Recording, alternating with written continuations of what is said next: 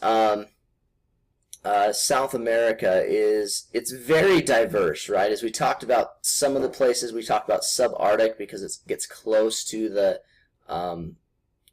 Antarctica. It also has the tropical aspect. You have the most rainforest in the world. Looking at Brazil and the Amazon rainforest, which we talked about last time, which gives you a lot of different kind of creatures, as you can kind of see. This dude right here, let me get my pointy finger. This big lizard right here. Then you also have some very high areas like the Andes Mountains that we're going to talk about a little bit more.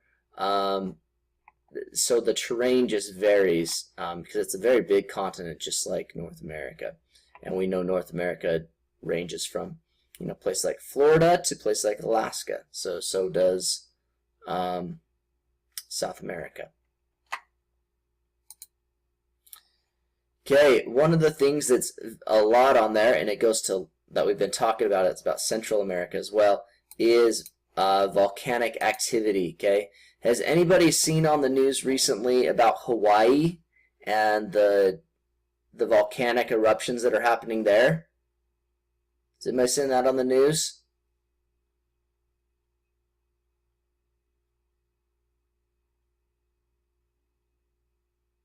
Nobody? Well, if you haven't, I would look up volcanic eruptions in Hawaii. There was actually a couple earthquakes that happened there, and those earthquakes actually started a volcano that has been live for a while, but it hadn't been really going off. But it actually went off, and it's actually destroying homes. It's just running through there, and the lava's coming up. You can actually see the lava just come and just take over the land. It's amazing. You have to see, I would recommend going and looking at the news right now and taking a look at it. But why this area, if you look at my finger up here, why that is because it's on and in that area of the Pacific Plate or the Ring of Fire, which we talked about. So this is where the Ring of Fire is, and about 98% of all volcanic activity and earthquakes happen in this area. And earthquakes also cause, and volcanic activity also causes tsunamis. So they're basically double hit for that. But the Andes mountain range, which basically goes down this area. Oh, I didn't have my thing. You can move slides. Okay. Oh, okay, yeah. Sorry, you guys were giving comments, but my chat was stuck at one spot. So you have seen it. Okay, yep. You have the Ring of Fire, which is right there, and that's what made the Andes Mountains, which is so big. Okay, moving on here.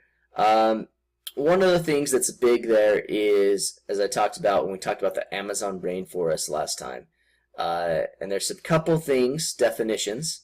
You like that snake right there? Any knows what kind of snake that is that you would find in the Amazon rainforest? Which kind?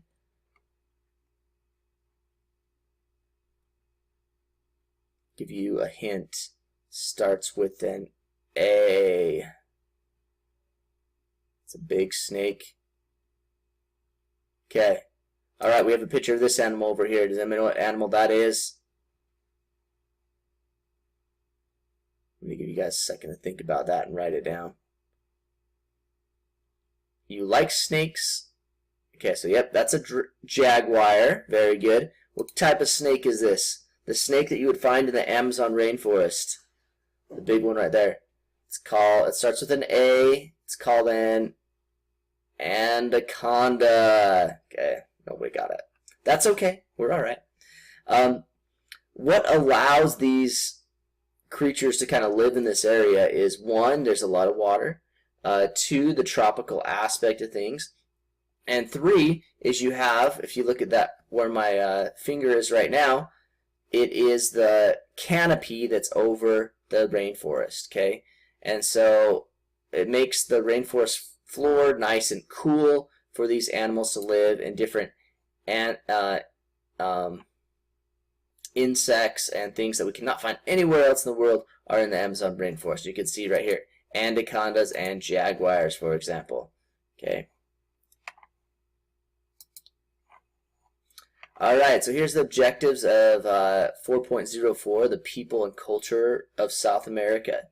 We're going to be going over more of the Inca culture, as well as sorry about that. The Inca culture, as well as some of the other cultures in Argentina that are more westernized.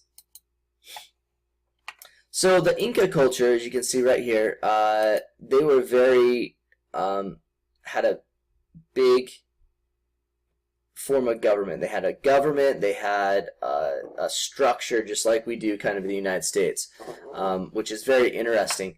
But they also had multiple gods, okay? You had Inti, which is the sun god. As you can see here, it's depicted in this portrait right here. And you have Mama Quilila. I'm probably slaughtering the names here, but that's the goddess of the moon. And you have Manco Capac, which is the son of the sun god.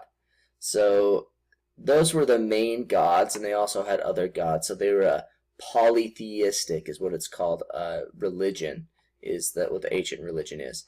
Unlike Christianity, which most of South America is right now, which is monotheistic, which means they only believe in one God. Okay, so the culture of South America, it's basically changed over a while, and American culture, American and European culture, has really kind of influenced that thing. So that area, especially in Argentina. In Argentina, they have they brought the culture of what they call the Conquistadors, and the Conquistadors, they're basically like a Western society. As you can see, this gentleman right over here, he has a cowboy hat, he has the nice belt buckle, the boots, he's riding some horses. So like you would see like on John Wayne movies or Bonanza. I'm throwing back old names, so you may not even know who those are, but just basically the cowboy culture that you can think of. So the ranching, and a lot of things is influenced in that. So you have music, dancing. So like kind of you know who John Wayne is? Oh, awesome, cool. The Duke, that's what they used to call him. So I really like a lot of his shows. I grew up watching his shows. But that's kind of the culture they have. So you know, like we have country music here in the United States. They kind of have like more country music down there, and that kind of lifestyle is what a lot of them live still in Argentina. The cattle ranching kind of stuff. Okay, so we have some characteristics. We've gone over North America, we've gone over Central America, and we're going over South America. So now what we want to do is we want to kind of combine all of those together and kind of see the differences in between them, okay? So if you've ever seen a graph like this before, this is a compare and contrast graph that will compare each of them. So you have three circles, basically, and in the very center is what they all have in common. What you see in between, like these two right here, or right here, are what the ones that are intersecting have in common. And then they have some that are all by themselves. So if we look to see what they all have in common, they all have like indigenous populations. Christianity has kind of been the big one. Religion is important overall in all of the American continents, both North, South, and Central America. But you have some different ones, like the different type of people that lived in the areas. Like the Mayas lived in Central America, while the Incas lived in South America. So you can kind of see the differences as we're doing that. So I want you to go and take a second and look at this, because this is what's going to be on your exit ticket, okay? So really kind of study this up. You can find it in the Google folder as well, because you'll need to answer some questions on the exit ticket, okay? All right, which leads us to our last one, which is our exit ticket, okay? So what I'm going to do is I'm going to go and I'm going to push out to you the link to your exit ticket. I'll push it out to you and I'll put it in the chat as well. Remember, you can do that for extra credit, which is always nice to have. Pushing that out to you. Okay, so that should be pushed out. If you have any questions, please feel free to stick around. I'm more than willing to help. If not, you guys can take off and have a great day. We'll see ya.